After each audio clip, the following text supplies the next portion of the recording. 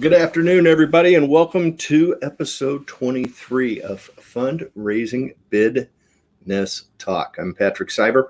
I'm your host for today and the owner and primary beneficiary auctioneer for G Events based here in Beaverton, Oregon. Couldn't be more happy to have you join us today as we have some exciting things to talk about that are happening in the fundraising auction business.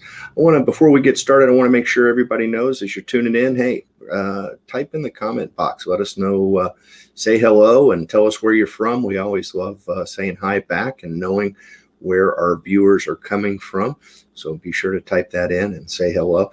And also anywhere during the program, if there's an opportunity that you ought to hear me say something and think, wow, I've got a question about that, or just any question in general having to do with the fundraising auction business or fundraising golf tournament business, please feel free to type in a question and I will do my best to answer it right here on our program. And that's one of the benefits you have for tuning in live. And you can always catch the replays on our Vimeo channel for Fundraising BIDness Talk and see all of the episodes there. So let's jump right into it. First of all, hey, I want to let everybody know I'm involved with a company this week, Friday. I'll be joining Octria on one of their webinars, and this one's going to be a lot of fun. This is about using your auction software to manage your golf tournament. So if you've got a fundraising golf tournament and you already have a subscription to Octria, then wow, you are missing the boat if you are not using your auction software subscription with Octria to manage your golf tournament. And so I'm going to be on with Lori Hockman, their director of marketing, and we're going to walk through how to use that software to help manage your events. So, hey, you do want to register for that webinar. Go to octria.com/webinars, and it is the first one listed since it's just on Friday. And Lori had sent me a note earlier today saying we have a wonderful audience already registered. So jump in there and it should be a lot of fun. I'm actually using Octria for one of my clients to run their golf event, and I have been overly impressed with how well it is working. So I'm excited about it. And that's Friday it will be Friday at 1 p.m. Eastern time and 10 a.m. on the West Coast. So 10 a.m. on the West Coast, 1 o'clock on the East Coast. Go to octria.com/webinars and you'll be good to go. All right. So let's jump into our topic today. As promoted in advance, I want to talk about your next fundraising event, your next fundraising auction that you're probably in the midst of trying to plan now. And there's a lot of questions out there. There's a lot of moving parts, right? And I want to run through today just some of my thoughts and some of the things I'm hearing from my clients, some of the things I'm hearing from other auctioneers, some of the things that are thoughts that I've had as we've been on this journey for the last 17 months, whatever it is, since COVID began in March of 2020, and pretty much took our business and turned it upside down and shook it out. I like to think that, sometimes life is like an Etch-a-Sketch, right? We all remember those Etch-a-Sketches we used to have. Hopefully I haven't dated myself too much, but that little Etch-a-Sketch box, right? And you had the dials and you tuned it in and you drew these wonderful pictures on it. Not mine were never very wonderful, but we drew on it. And then when you didn't like it, you shook it up and you started over, right? And I feel like COVID and the event business, COVID was kind of the person shaking that Etch-a-Sketch that was the event business. And but with your Etch-a-Sketch, remember, you can always start over and chances are good you made a better drawing, right? And so I think that is the case here. So let's run through. I want to address some subjects I think will be important for you as a planner, as an auctioneer, someone who's involved in raising funds for your nonprofit organization, maybe serving on a committee, things for you to think about, right? So let's talk about format options and kind of get a baseline, if you will, the different elements and formats that we're going to talk about today. First and foremost was the gathering event. That's the format we were all familiar with prior to March of 2020. And there are a lot of folks that are looking forward to being back in person. And I'm going to qualify that a little bit, because I believe there are a lot of folks that are looking forward to seeing other people, right? But I'm not convinced that folks want to be in a large group. I think that there's definitely a percentage, and maybe it's a high percentage, but I think there's a high percentage of people that want to come back and be a part of a big event, fill up a ballroom. But I also think that there are folks that, maybe don't think that's the best thing. But regardless, whatever that ballroom or that venue that we select, the energy will be fantastic when we get all those enthusiastic people back in the room. And as a benefit auctioneer who is fueled by that excitement, I'm looking forward to those days myself, right? But I do think, along with the concern for gathering events of being in a large group, I also think that the time commitment is something that people are going to be considering. I think that, no different than I know in my business, I've become an adopter or an embracer of the virtual meeting and the Zoom meeting. I feel like I can get so much more done, and I really like the productivity associated with it. I like not having to travel around town. I think that's also going to affect our fundraising events moving forward. I'm convinced that there is a segment of our population who has attended our fundraising events in the past that, now that they've seen virtual, that they are going to say, I don't want to dedicate my entire Saturday night to going to an event. I don't want to, get there at 5:30 and stand around and visit with folks for an hour and a half to sit down and have a dinner that maybe wasn't something I really wanted to have. And then, be involved in a program and all those different things, get home at 10 o'clock at night, right? I think there is a group of people who are going to say, hey, maybe that's not what we want to do with our Saturday nights anymore, right? So something to consider. The other thing is with gathering events is, does a host organization or the nonprofit really want to take the risk associated with a gathering event?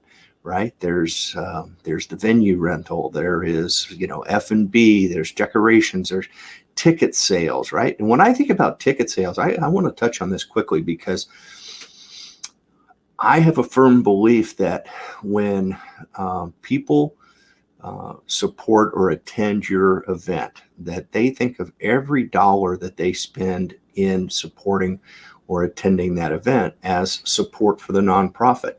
And you and I on the other side of this camera right now know that's not always the case. And what I mean by that is, if I have to buy a ticket, chances are good, at least in our market here in the Pacific Northwest, there's not a lot of profit built into that ticket price. And so that's really a risk for the nonprofit organization with respect to selling tickets, because, they're basically just a pass through.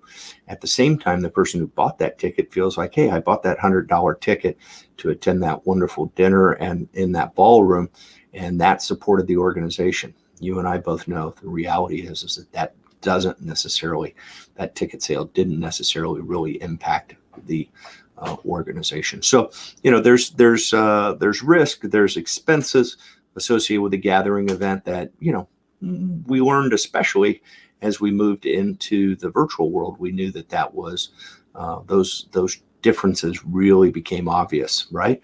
And then let's talk about the virtual world, right? Because we moved to virtual, lots of positive, low expense, minimal risk, as we've talked about, whether it's minimal risk in expenses, but also minimal risk that there could be something that would impact our virtual event, whether it's a closure by the government because of health, because of weather, because of whatever. We can do virtual anywhere and anytime. And, all we need is our guest to have an internet connection, right? And we also found that those virtual events really last a week, right? Because we started the online bidding a week in advance, all those different things. So there's a lot of opportunities there. We also found with virtual events that we increased the bandwidth, right? We found that we increased our donor bases. We recognized that we reached folks that we weren't reaching in the past. We had folks attend our virtual events that would have never attended in a ballroom, right? And so that was fantastic. And then something that's sensitive, I think, for a lot of clients that I've noticed that I don't think we ever really,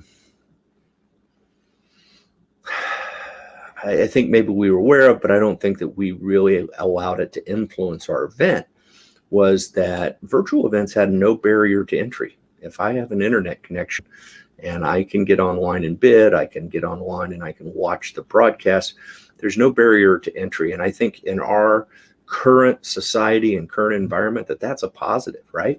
I know I've sat through a lot of committee meetings where the committee would have been bickering over a $5 ticket price increase, right? Because they felt like that left some of those folks, that was going to leave some folks out of coming to the event.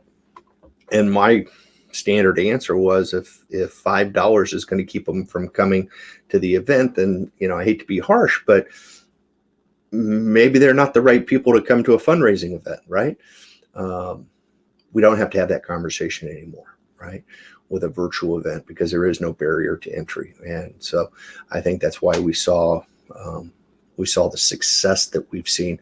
I just saw a post on one of my clients' website today that we did a virtual event for back in, I want to say it was May, that this year's event reached the highest amount of money, largest impact ever to their organization in the 8 years that they've been running their event. Well, that's pretty cool to me. I you've done this event 7 times and you've rented a facility and bought food and beverage and you sold tickets and you did all these things and you had all these volunteers, and we did a virtual event basically with 3 people and your board going out and talking to folks, and we raised the most that you'd ever raised in 8 years. So that's, to me, that's pretty cool stuff. Hey, I want to drop in a reminder. Hey, please, if I say something, you've got a question, feel free, type in a comment in the comment box, and I'll be sure to answer that question as best I can. And at worst, say hi. Tell us where you're from in the comments and the chat. So fantastic. So and then as we move forward, one of the downsides to virtual, right, as many positives as there were, is some groups really had a difficult time engaging their audience, right? There's some people that was like, hey, it was novel at first. Every group's different, right? So of the 30 plus virtuals that I've done and been involved with, the overwhelming majority were extremely, extremely successful. But there was a handful of organizations that I thought, okay, this was better than not doing an event, but if we can get them back to a gathering environment, then we want to do that, right? So, here we go, right? Here's the next opportunity. Carol Ross at the Rose Festival Foundation. How you doing, Carol? Great to have you with us today. Thanks for joining in. So with all that said, that next evolution, you've heard it, it's a trend word now. I think it's replaced pivoted, right? We all pivoted during the virtual journey. Now we are in the hybrid world, right? And I haven't quite come up. I've heard fusion, I've heard hybrid, and I like to say that we're basically trying to take the best of both worlds, right? Because there are definitely advantages and definite excitement associated with gathering events. But I think we'd be really foolish if we didn't take advantage of some of the things that we learned that worked with our virtual events. So as we start to move into the hybrid world, I want to visit with you, because I think there's a lot of things that we need to be aware of. And for so many of my clients, they might have had a rich history of doing their event the way that they had done it for, 10, 15, 20, 30 years. You get involved with some of these schools. This is the 50th, school auction. And there was kind of a set way of doing it. Yeah, they had tweaked it here and there, but the reality is, they had some of the same components that were always there, right? And having produced events for 30 years, I get that. I always found that working on tour events where I was producing an event in the same golf course at the same location year after year, that I could kind of fine tune it, right? But when I did national championships with the USGA, we were basically rewriting the book every event. And so big difference. And what I see in this environment as we make this move to hybrid and we try to design our events, we need to make sure that we're taking advantage of both the positives and eliminating the negatives of both formats of gathering and virtual, and coming together with one. So I'm going to encourage you to take your Etch-a-Sketch, right, and shake it up and down and make it all disappear. And let's start over and not make any assumptions. I think they are great criteria. Hey, this is the way we used to do this when we gathered, or this is the way we did it in virtual last year. And then have a conversation. Is this something we want to incorporate into our new format? Or is this something that we want to leave behind, right? And, I'm always going to encourage you with all the events that I work with, let's keep a focus on what our goals are. So, first and foremost, let's think the event is not the same in the past. This isn't a virtual event. This is not a gathering event. This is a new format. And so we want to keep that in mind, right? And so start with identifying your goals. Number one, that's your number one thing to do. What are our goals for this event? And to that point, I think some of those have changed, right? I mean, if we were in the all gathering event, it might have been, this was a fundraiser, or this was a friend raiser, or this was all about the money, right? Every decision we made was about raising the money. Okay. And we might have also thought of them as an opportunity to get our branding out there. Well, whatever it is, okay, let's put that at the top of the page and add it to the top of the agenda for every committee meeting. Okay. So that we're all on the same page with why are we doing this event? Okay. And then let's design the event. And, some of the things that stick out to me right away is I kind of in my mind, I start with knowing that that it's almost like a virtual event, and then I'm adding an audience to it. Okay. I use the example all the time. If you went to a taping of the Kelly Clarkson show today, right? There's an audience in the room, but she's broadcasting all over the world, right? So that's kind of what we think about in this new format, okay? At least that's the way I think about it. And we decide, now if a group has, maybe had marginal success in the virtual world, maybe we don't focus so much on the virtual aspect of the event, but we embrace online bidding, and we decide that we're not going to live stream the actual gathering event. Whatever it is, design your event to fit your organization, right? I mean, I have clients that tell me, hey, we're never going back to the ballroom, right? And then I have other clients that said, gosh, as soon as we can turn off these cameras, I'm turning them off, right? So it's to each their own, but design your event and make sure that it fits your goals, right? And some of the key things that I think about that I want you to, touch base on, online bidding. I've said it many times on the show. Prior to COVID, I was marginally, at best, marginally a fan of it. I felt like it fit certain events. It did not fit most of my events that I was involved in. And that's changed. I think that there is no question. I cannot imagine an event moving forward that I would not utilize online bidding. And I'll tell you what, I would take it a step further, and I would say I would follow the same format.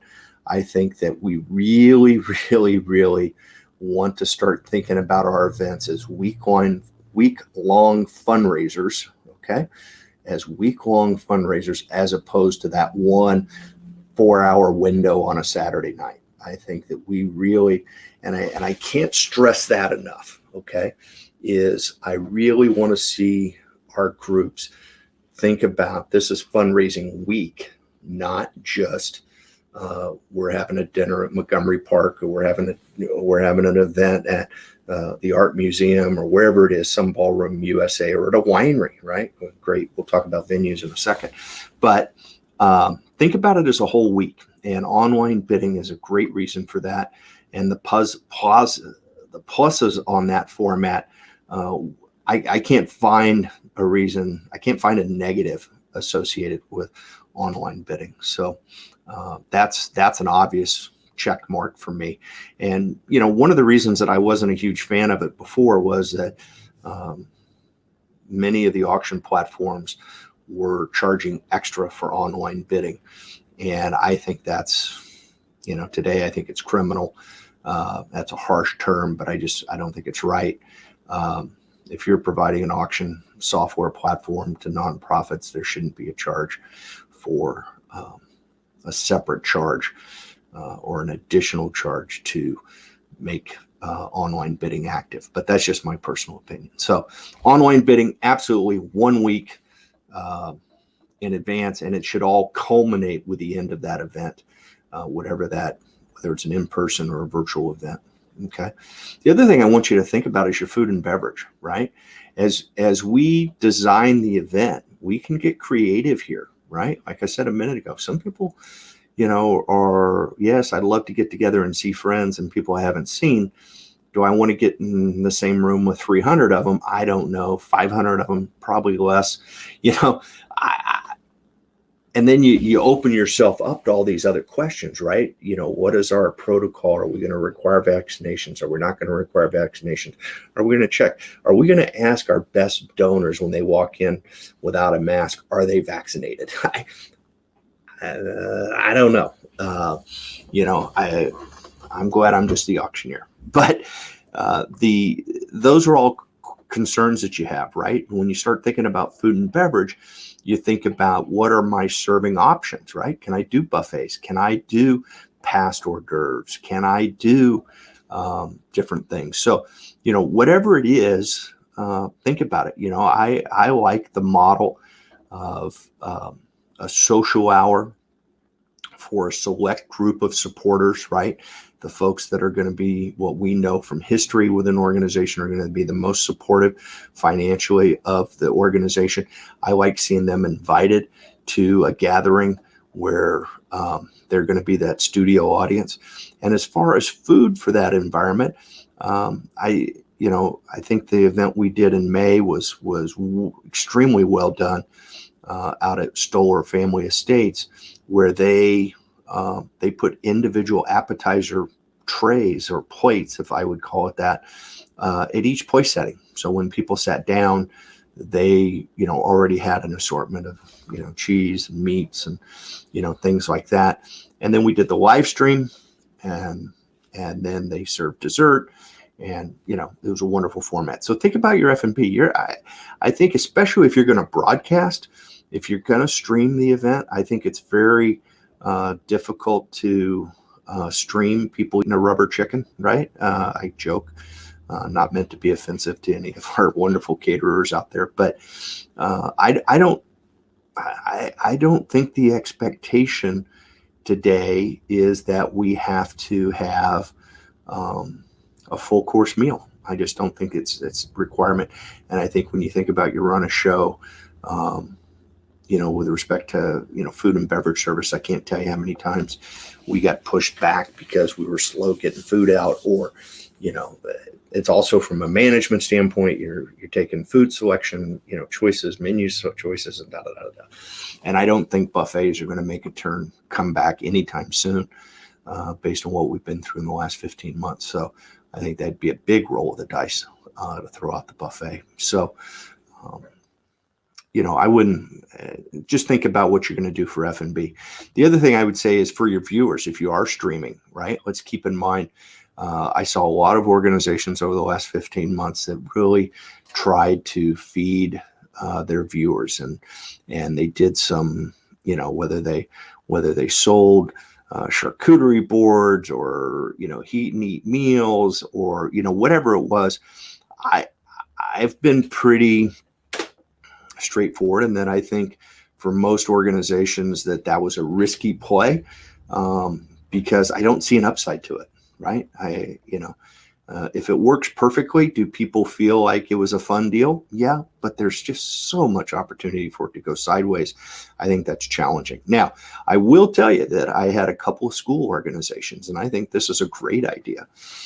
If you're one of those school organizations, is that they have a lot of what we call restaurant nights, right? Where they partner with a local restaurant, and that restaurant commits a percentage of their revenue that night back to that school or that charity. And I think that that's a wonderful way to do it. I saw one group who partnered with a local Italian restaurant in their neighborhood, and they pushed all the parents to go and get pasta and lasagna and pizzas and, to bring home to watch that night.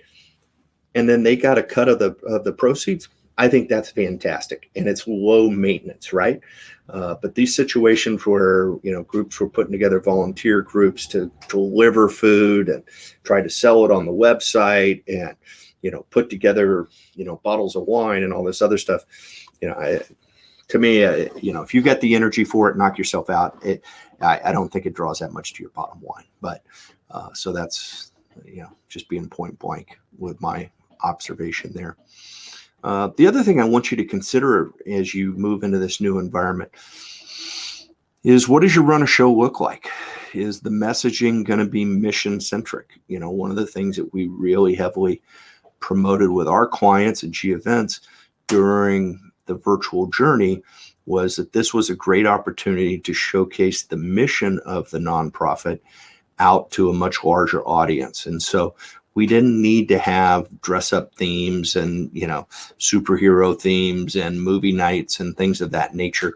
Denim and diamonds and, all those different formats to get people to attend a virtual event. And when we didn't, and we had an opportunity to showcase what was happening with the organization, I think it's a more compelling ask and is more motivating to people at home watching your broadcast, is to have a mission-centric messaging and some storytelling and showcasing what's happening on the front lines of your nonprofit, right? So when you're thinking about your run a show, as we move into this new hybrid and format, do we go back to themes? I don't know. Something for you to consider. I'm not here to give you your answers. I'm giving you things to think about, right? And then think about the timing of the event. We've kind of touched base a little bit on this here in the last, few minutes. We talked about is this we went from 4 or 5 hour events on a Saturday night to an hour on a Wednesday at 7:00 in the virtual world. Do we go to what does our timing look like, right? I really like the concept that it's probably no more than about 2 hours, 2.5 hours at the most. Maybe there's a social gathering for a select group of people. They come, for 45 minutes. It takes them 15 minutes to get into the studio area to watch the live stream. And then there's probably a half hour, after the show kind of reception, celebration, maybe dessert options, things of that nature. But think about the timing of your event. And as you're thinking on your timing, make sure that you're minimizing things that could affect that timing, right? Because one of the things we learned in virtual right away is that you can't have dead airspace, right? So you don't, if you say you're going to start at 7, you better start at 7. And sometimes when you complicate the run of show with a bunch of different activities at the venue, you can risk not starting on time, pushing it back, and it's just a challenge. So, make sure that you are incorporating the timing when you think about your run a show for that night and designing your event. And then also think about the support options. What are the ways that people are going to be able to support you, and how are those people going to do that? Whether it's in the audience, whether it's online, what are those things? We talked about online bidding earlier, but I've seen as we've moved into this hybrid, there has been some concern from groups that they want to reserve the live auction for those in attendance and not allow online bidders to participate in the live auction. I got to be honest with you. I think there's two challenges there. I think that first and foremost, some of that direction is driven by the inadequacy of that software program, that it is not set up to handle simulcast bidding. Simulcast bidding has been going on in the online auction world for 20, 25 years, and that would be with respect to selling personal property, even real estate, livestock, autos, things of that nature. And so, that technology is there. Some of the benefit auction softwares move at a pace that you could make it work, and others do not. And so I think sometimes the auctioneers who are fans of certain programs, that they steer people to segregate who gets to bid in the live auction based on the software it's being used. And if I see a client using certain softwares, I'll say, yeah, we don't want to try to simulcast that. At the same time, from an auction methodology standpoint, the more bidders, the better, right?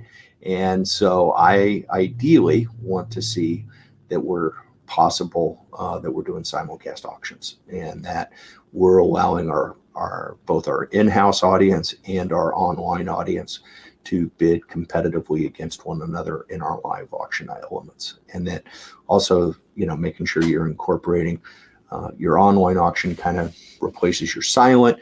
You have a live component, and then your paddle raise. Maybe there's for sale items. Maybe there is some raffles, things of that nature. So make sure that you think about, as you're designing that event, what are our support options, right? Those are always important. And then, let's think about venues for a second, because this is where our Etch-a-Sketch has definitely been blanked out, right? I think this is where the canvas is brand new, sparkling white, and we have all sorts of opportunity. Okay. And what I mean by that is, if you were hosting an event that had several hundred people in it, most markets have a pretty limited stable of venues that you could host more than a couple of hundred people at, right? And so, we used to say all the time prior to COVID, when we were visiting with groups, we used to talk about, it's not about the number of bodies in the room, it's about having the right number of bodies in the room and the right bodies. And so what I mean by that is that we don't need seat fillers, right? So we don't need people that are just there that are never going to raise their paddle. We can go into all sorts of reasons why that's can be negative and actually have a negative impact on an event. If it becomes acceptable in the room for people to not raise their bid paddle, as opposed to when you have a small, very energetic and supportive group, and everybody's raising their bid paddle, it kind of becomes awkward to not raise your bid paddle, right? So as we move into this new environment, as long as we have that online option, now all of a sudden, we really want the people in the room that are going to be the most supportive, that are going to raise that bid paddle, whether it's during the live auction, whether it's during the paddle raise, the fund to need, special appeal type of the program, part of the program. We really want the right people in that room, because one of the things we're going to talk, we deal with our audiovisual in the hybrid environment, is that we definitely want to be able to show that audience and that audience interaction, because that will motivate people on their couch, right? When they see people they know, and they see that other people in general are supporting this cause, that will motivate them to raise their virtual paddle and bid online or donate online, right? So keep that in mind when you're thinking about the venue, right? we're not restricted to only places that hold 300-400 people now. We might decide that, we're only going to look for having 50 people in the room, right? I mean, the event we did in May was formerly a 400-person luncheon, and we turned it into a 75-person happy hour live stream, and it did 35% above budget. So keep that in mind. And what I love about this new sizing opportunity is it increases the number of venues that are available to us, right? There are so many more opportunities for unique things. I recently saw a post on our benefit auctioneer specialist page online, our social media channel there, talking about what are some of the cool ideas that you're seeing, new hybrid events. Outdoor venues are really, really popular. We're seeing everything from farms to drive-in theaters to parking lots.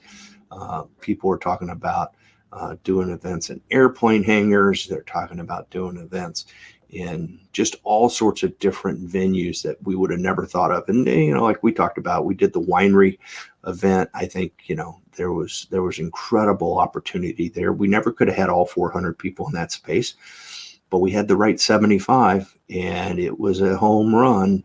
So, make sure that what would be a draw for your people, right? What would be a draw for those key individuals that are going to be the most supportive of your organization? Okay.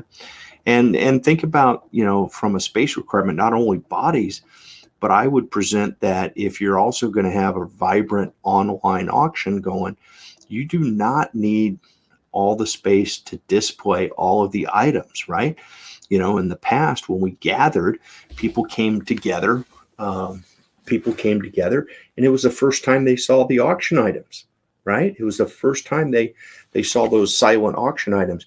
And so, and you were planning on sending them all home with them that night. So, how much space did that take, right? It took a fair amount of space. And now that everything's online, I don't believe that you really need to bring all those items to the actual event, because they're all not going to be sold to people who attended that night, right? So keep that in mind when you're identifying a venue that would work for you. You may not need as much space as you did before, not only because you have less bodies, but you also have less stuff to showcase during the event. And then also, always keep in mind as you're balancing that out, the flow of the night, where people are having that social time and when they're actually watching the live stream, if that's the case. Okay. And then let's talk about a little bit about communication, right? Because communication is key. I mentioned earlier, I spent some time on talking about event week versus just a date and a time. I think that's incredibly powerful. You're pushing out the messaging over, that we're having fundraising week for our organization, so that, nobody can tell you the date doesn't work for them, right? And when you say, hey, you got 7 days to bid and donate, and nobody can say, well, we're out of town then, right? Well, you have an internet connection, so you're welcome to participate and support. Okay, so cool stuff. But think about your communication, think about your social media, think about your email, whether you do hard invitations or not. I tend to think that, I'm not a big fan of hard invitations. I think they're expensive. I think that they're a lot of work for an organization to make sure addresses are right, mailing addresses are right, all those different elements. I think it's risky, to hard mail invites. I think you can follow up. It's difficult when you have to put a website on a hard copy of something, to get people to type it back in, right, to get to the right location. It's just not a huge fan of hard copy at this point. I think social media, email, phone calls, I cannot stress enough how important I think phone calls are. And then always follow those phone calls up with an email, right? So to provide that link for people to register or to RSVP to your event. Make it simple, but you cannot say enough about the power of a phone call to that very generous donor and let them know that this organization is thinking about them, right? And then, one other logistical thing to think about your volunteers, right? You used to have a lot of volunteers help you out with your gathering event. You had a registration desk, you had, distribution, you had decorations, you had all those sorts of different things. I'm gonna encourage you. Remember, everybody's is registering online, right? So because they've been online bidding for a week before they came to the gathering portion of your event. I would present that you'd rather have greeters at the front door and encourage people to, hey, welcome. It's so nice to see you. Here's where you go. Da, da, da, da, da, da. Even if you put their bid number, print their bid number out and put it at their place setting, right? And have their name right on it on the back side. So, when they sit down, they go, oh, this is my bid number. Okay. It's a no-brainer. And I think, so many times it's about experience, and it's about that guest experience. When people come to an event, they get all excited and they're ready to go to the event. And the first thing they have to do when they get there is stand in line, right? Maybe they didn't have a pleasant parking experience. They don't really blame you for that, unless you chose the wrong venue. But then they walk in the door and there's a line, right? That's not what I was excited about when I was getting ready for your event. I was excited to see my friends. I was excited to have a cocktail. I was, I wanted to see the decorations. Whatever. I wanted to be in a group. So I would encourage you, have people at the front door. Welcome. It's so great to have you here. Hey, come on in, grab a drink, da, da, da, da, da. If you haven't registered yet, stop over at our guest services table, right? As opposed to forcing everybody to go through a registration process. Encourage them to if they need support, if they need to do something, send them over to the guest services table. And so hopefully that cuts down on your volunteer count also, right? And then item distribution, like I said earlier, I'm not convinced in this new world of online that you need to bring all the items. You're not going to sell them to only people in the room. And so it's just that much more time that you're bouncing around. So I wouldn't, think about that when you're setting up your volunteers. And the last thing I want to touch base on is the AV vendor. And I probably should have talked on that first. But as we move into this hybrid, and you're going to embrace this hybrid format, recognize that now you have in-house audiovisual for the audience that's in the house, and you have audiovisual for the folks that are at home, okay, or wherever they may be. And I'm going to encourage you to use the same vendor for both of those elements. And I would tell you that they're the group of audiovisual organizations that are what I would consider experts at both of those elements. That pool's a lot smaller than the folks who can provide you in-house audiovisual or folks that can live stream for you. The folks that can do both, that's a select group. And I'm going to highly, highly encourage you to pick the right group there. If you're in my market, if you're in Portland, I can't say enough about the AV department. I've had the opportunity to work with Todd and their team for many, many years prior to COVID, but we have become very close, and I've had the opportunity to work with them extensively, over the last, 17 months. And I can't speak highly enough about their ability. And they are definitely talented at both the in-house and the streaming components of these events. So if you're looking for a referral, I would reach out to the AV department. That's theavdept.com. And they do work throughout the nation. So regardless of where you're tuning in from today, feel free to tap into the AV department. They're a great group. So, and then that kind of gives you some thoughts. I'm kind of running on today, and I know I've been on for a while. This is a subject I see as I'm starting to have a lot of meetings for events that are this fall and also next spring. I show up at a committee meeting and I hear some of the things they're talking about. And then I start bringing up some of the stuff that I brought up today, and they look at me like, wow, we're so happy you're here because we would have never thought of that. Right. And, as I always say, the plane doesn't take off very well if you don't plan for it to take off, right? And so you need to, the planning is where the success is generated for an event. And so, hopefully I've given you some ideas and some opportunities, things to think about as you're planning your next event. Always going to encourage you, hey, anytime, drop us a line, let us know if we can be of assistance to you. We're always at geventsllc.com. You can leave a comment in the replays on all of our social media channels. If you want to see any of our work, feel free to go to our Vimeo channel showcasing different virtual events we've been in. And of course, our website is about as easy as it gets. The only thing that people forget is the LLC. So that is geventsllc.com. And we've got lots of great information, a lot of great examples for you there. And please don't hesitate to let us know. Last and foremost, want to remind you, we're going to do a great webinar on Friday with Octria. If your nonprofit's hosting a fundraising golf tournament and you already have a subscription to your auction software platform, we're going to show you how to use Octria, and hopefully that's who you're using, but some pretty creative ideas and helpful to help you raise more money, not only more successfully manage your event, but also help you generate a lot more money from your fundraising golf tournament. Tune in. That's going to be Friday. At, I believe it is 10 a.m.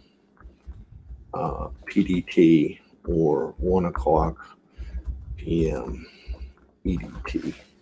And that's when we're going to be doing that Octria webinar. Check it out. We would love to have you join us that day. And let's have a great time. Remember, thank you, Carol, for the great feedback today, Carol. It's always great. Looking forward. We're going to have a lot of fun with the Rose Festival Foundation event this year, and could not be more excited about what's going to happen there. So, folks, as always, we're here every Wednesday at noon, and always talking about what's happening, the latest and greatest in the fundraising auction business. We even chat about golf tournaments occasionally. So happy that you joined us today. We can't thank you enough. And until next week, have a great day.